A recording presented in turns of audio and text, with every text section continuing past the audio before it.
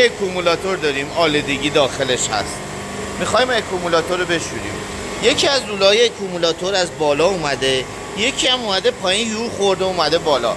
پس هیچ وقت نمیتونید برای شستشو کاری بکنید که از طریق این دو لوله ورودی خروجی استفاده کنید تا شستشو انجام بشه. تنها راهش چی است؟ کف اکومولاتور رو سوراخ بکنیم. با سوراخ کردن کف اکومولاتور مثلا میتونیم از مبرد 141 بی استفاده کنیم برای شستشو. خب الان 141 رو بزنیم.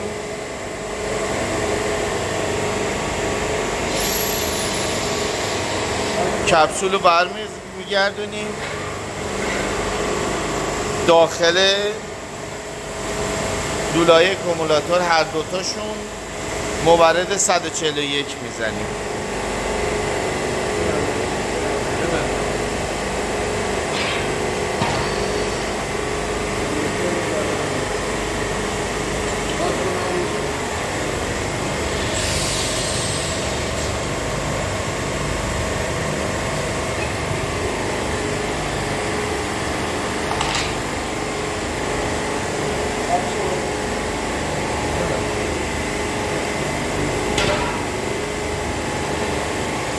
خب حالا بلندش کنیم.